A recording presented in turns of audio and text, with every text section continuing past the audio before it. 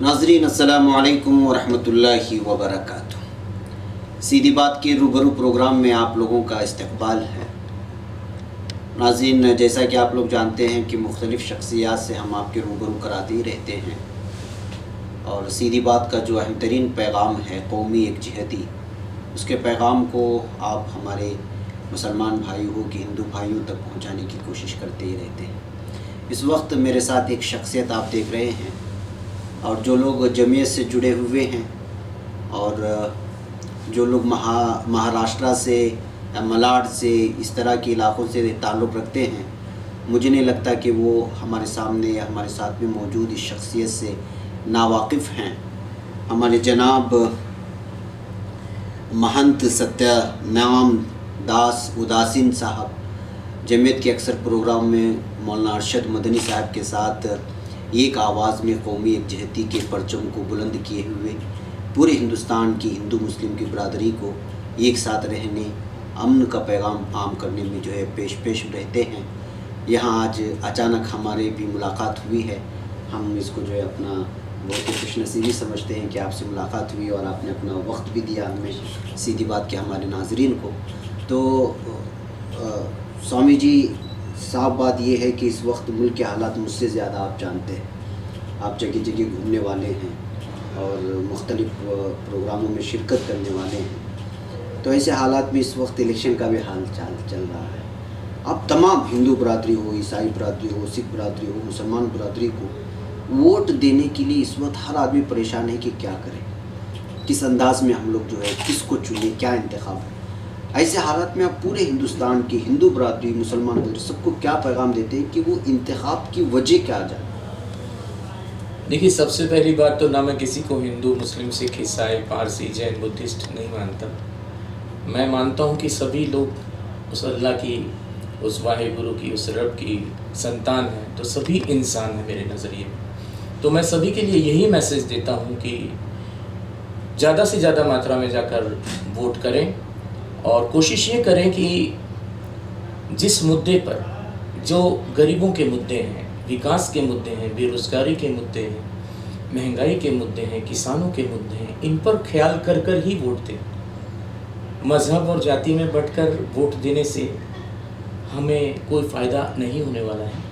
तो कोशिश यही होनी चाहिए कि जिसे भी वोट दें उस कैंडिडेट को वोट दें, किसी पार्टी को ना देखें, कैंडिडेट को भी देखें और उस उम्मीदवार को वोट दें जो वाकई ही काबिल हो। किसी पार्टी से जुड़ना तो कोई बुरी बात नहीं है, लेकिन ये भी देखें कि वो पार्टी ने अगर कुछ वादे किए हैं और कुछ काम किए हैं तो उन्हें ज़रूर वोट दें। और काम नहीं किए हैं, गरीबों का नहीं सोचा है, बेरोज़गारों का नहीं सोचा है, किसानों का नहीं सोचा है और महिला सशक्तिकरण के बारे में नहीं सोचा है, तो अब आवाम बहुत होशियार है, तो वो लोग ज़्यादा जानते हैं। हम तो साधु समाज में रहते हैं, तो हम तो सिर्फ यही पैगाम दे सकते हैं लोगों को कि भाई आप ज़्यादा से ज़्यादा संख्या में जाकर वोट दीजिए, क्योंकि वोट ही एक ऐसी चीज़ है जो इंसान का सबसे बड़ा हक है और वो चाहे तो अपने एक वोट से, एक थप्पा से मतलब पूरी सरकार को बिगाड़ भी सकता है और बना भी सकता है। सही बात। स्वामी जी, एक बात ये भी है कि अभी हाल ही में गुरुग्राम का वाक़या पेश आया। आपको मालूम होना चाहिए कि हम लोग, बहुत सारे लोग, मैं नहीं कहता कि कुछ 10% लोग ऐसे हैं जो नफ़रत फैला रहे हैं। 90% हिंदुस्तान का वो तबका है जो गंगा जमनी तहज़ीब पर यकीन रखता है। ऐसे हालात में कुछ वाक़यात पेश आ जाते हैं, बिलख़ुसूस यूपी के इलाके में। अब ऐसे लोग ये धर्म का चोला ओढ़ते हैं या फिर उनकी जहन में क्या बात डाल दी गई है कि फ़लाँ कौम तुम्हारी दुश्मन to अब उनको भी क्यों पैगाम में कैसा नहीं देते कि जो ये सारी नफ़रतें भुला देनी चाहिए? देखिए, मैं आपको एक दोहा सुनाता हूँ।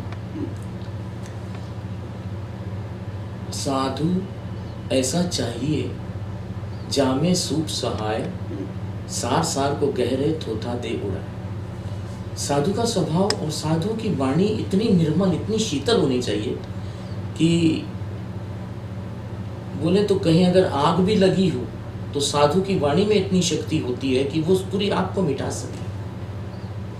तो वाणी ऐसी बोलिए, मन का आपा खोए, औरन को शीतल करे, आपहु शीतल होए। वाणी उससे कहते हैं। और जिस तरह के अभी ऐसे चोले में कई लोग ऐसे भी हैं जो इस तरह की बातें करते हैं जो उनको शोभा नहीं देती, तो वो उनका अपना नज़रिया है सोचने का। लेकिन अवाम इस बात को समझती है, वो जानती है, और वो लोग भी समझते हैं इन बातों को। जो सुबह इस तरह की बातें कहते हैं, वो शाम को जब सोते होंगे तो उनको समझ में आता होगा कि आज सवेरे हमने गलत बात कही। तो साधु का ये स्वभाव नहीं है। साधु का स्वभाव क्या होता है? साधु का स्वभाव होता है इतना निर्मल बोलना, इतना शीतल बोलना कि खुद ही खुश नहीं, खुद ही अपने ही दिल को सुकून ना मिले, सामने वाले को भी सुकून मिले, पूरी आवाम को सुकून मिले, और पूरे मतलब विश्व में ये शांति फैले। साधु का ये स्वभाव होना चाहिए।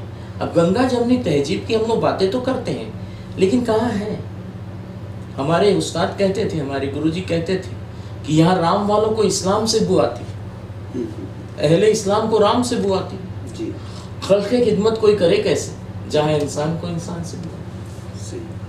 अब आप यही बात देख लीजिए ना, हमने वो ज़माना देखा है जब मस्जिदों के बाहर हिंदू औरतें अपने बच्चों को लेकर, बुजुर्गों को लेकर खड़ी होते थे कि अभी नमाज पढ़कर कोई अंदर से निकलेगा तो उसको दुआ पड़ेगा उसके लिए।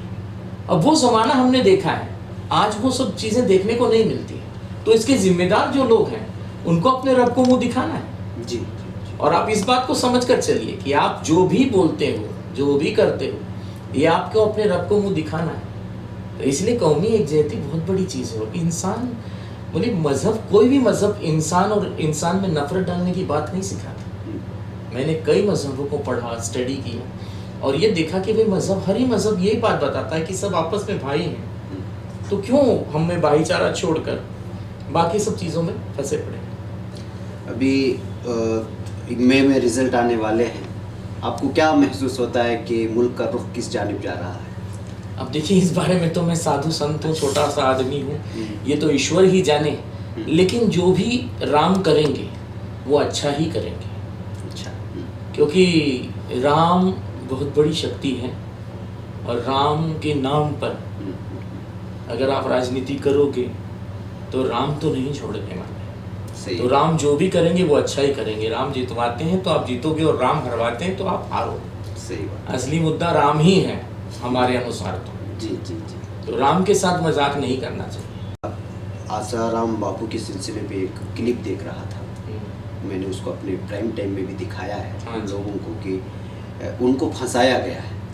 और बिलखुसूस जो हुकूमत इस वक्त हुक्मरानी में है वो ये तो कहती है कि हम साधु सनतों के साथ है, लेकिन जो है उसमें उन्होंने साफ तौर पे इस बात का दावा किया है, जो उनके साथ में रहते थे आसाराम बापू साहब के साथ, कि जो है उनको फंसाया गया है। अगर कांग्रेस की हुकूमत में अगर होता तो जो है ये पूरी बीजेपी रास्ते में आ जाती है, अगर उनको गिरफ्तार करती। लेकिन उनकी हुकूमत आए तो उनको ये सारी जो है ढोंग है कि लोग बाबा साधु सनतों के साथ जो है अपने वालिहाना इश्क का इजहार तो करते हैं, लेकिन प्रैक्टिकली फील्ड में जो है वो उनके साथ नहीं है। क्या ये सच है? अब इस बारे में तो मुझे कोई खास जानकारी नहीं है, लेकिन मैं ये कहता हूँ कोई किसी को नहीं फंसा सकता। अच्छा। किसी में इतनी शक्ति नहीं है कि किसी ईश्वर के भक्त को, ईश्वर के बंदे को, जो ईश्वर की भक्ति सही तौर पे करता है, उसका बाल बांका कर सके। ये मैं नहीं मानता। कहते हैं ना, बिना आग के धुआं नहीं निकलता। तो मेरी इस बारे में राय कुछ और है, भिन्न है। मैं नहीं मानता कि कोई ईश्वर की बंदगी करने वाले का बाल बांका कर सकता है। कहीं ना कहीं तो कुछ ना कुछ तो हो सकता है। अब मैं जानकार नहीं हूँ इस मामले में, मैं कुछ कह भी नहीं सकता इस बारे में। सही बात है। आपने बहुत अच्छा जवाब दिया इस सिलसिले में। इसलिए बहुत किस्म के राय मशवरे आते हैं। बहरकैफ जो जिनके साथ होता है उसकी तरफदारी करता है, ये भी मुमकिन है। मैं आखिर में एक बार फिर आपसे अपनी तरफ से हमारे मुसलमान भाइयों को, बल्कि पूरे हिंदुस्तानी लोगों को आपकी जानिब से एक बेहतरीन पैगाम, अमन का पैगाम चला जाए, सीधी बात के नाज़रीन। मैं एक शेर सुनाना चाहता हूँ। जी। हज़ारों खिज़्र पैदा कर चुकी है नस्ल आदम की, हाय ये सब तस्लीम, लेकिन आदमी अब भी भटकता है। आज हमारे बीच गुरु नानक जी आए, गौतम बुद्ध आए, महावीर आए, कबीर आए, नानक आए, और तमाम साधु संत, पीर, फ़कीर सब आए, लेकिन फिर भी इंसान भटका हुआ है। इसका कारण क्या है? इसका कारण ये है कि हमें जो है अपनी हस्तियों को मिटाकर, अपनी हस्तियों को भुलाकर वाकई ही सही मायने में इंसानियत के दर्जे पर उतरना पड़ेगा। प्रेम के दर्जे पर उतरना पड़ेगा, तभी जाकर हम पूरे माहौल को कंट्रोल कर पाएंगे। और आखिरी बात मैं ये कहना चाहता हूँ, जो मेरे गुरुजी ने मुझसे कहा था कि परवाह न करना अगर ज़माना खिलाफ है, रास्ता वही चलना जो सीधा और साफ है। इस इंसानियत, प्रेम, भाईचारा, कौमी एकजुटती और शांति से सीधा साफ रास्ता मुझे नज़र नहीं आता, इसलिए मैं इस रास्ते पर चल रहा हूँ। मेरे रास्ते में भी काफ़ी दिक्कतें आई शुरुआत में, लेकिन मेरा रब मेरे साथ रहा और मेरी नीयत साफ रही, इसलिए मैं आगे बढ़ता रहा। सर एक क्वेश्चन भूल गया मैं, आप अभी आश्रम चला रहे हैं बताया आपने। हाँ जी। तो कहाँ पे है ये आश्रम, क्या लेवल पे, क्या सतह पे काम चल रहा है? आश्रम तो है वहाँ पर हमारा मलाड ईस्ट में, जी जी, मातंगगढ़ उदासीन आश्रम, लेकिन मैं ज़्यादातर नानक जी, गौतम बुद्ध, इन लोगों को फॉलो करता हूँ। अच्छा। और कहते हैं रमता जोगी बहता पानी। आप आवाम तक नहीं जाओगे, लोगों तक नहीं जाओगे, आश्रम में बैठकर कुछ होने वाला नहीं। तो मेरा सिद्धांत कुछ और है इस मामले में। मैं लोगों तक पहुंचना चाहता हूं, एक एक लोग तक पहुंचना चाहता हूं।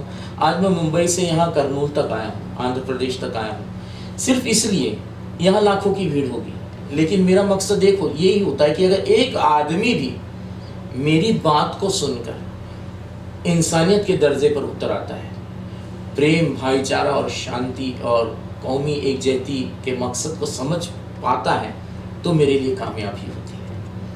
ये मेरी सबसे बड़ी कामयाबी, मैं इसको मानता हूँ। शुक्रिया स्वामी जी, आपने बहुत सारे अपने ख्यालात का हमारे साथ इजहार किया और मुझे उम्मीद है नाजरीन के जो है स्वामी जी की पूरी बातों को आप तक पहुंचाने की मैंने कोशिश की है। और मैंने 2019 के इंतखाबात, जो पार्लिमानी इंतखाबात सामने आ रहे हैं, उस सिलसिले में भी स्वामी जी ने किस चीज़ को सामने रख कर के हमें वोट का इस्तेमाल करना है और लीडर का इंतखाब करना है, ये चीज़ें भी हमारे सामने आ गई हैं। जो स्वामी जी यहाँ बैठे हुए हैं ये बहुत ही बड़ी हस्ती है और हमने बहुत सारे जमीयतुल उलमा के मौलाना अरशद मदनी साहब के जो है प्रोग्राम्स को कवर किया है, लाइव दिखाया है।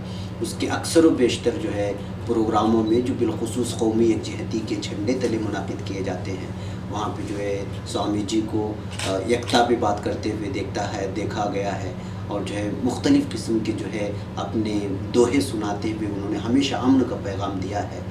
हमें उम्मीद है कि हिंदुस्तान की गंगा जमुनी तहज़ीब यूँ ही जारी रहेगी और जो कोई नफ़रत फैलाने की कोशिश करेगा उनके लिए जो है इस तरह के स्वामी जी बार बार इस हिंदुस्तान में पैदा होते रहेंगे, जो अमन और प्यार का सबक देते रहेंगे। इसी के साथ मैं आपको स्वामी जी और मुझे इजाज़त दें, अगले किसी और रूबरू प्रोग्राम में किसी और शख्सियत के साथ आपसे मुलाकात होगी। अस्सलामु अलैकुम व रहमतुल्लाहि व बरकातुहू। जय श्री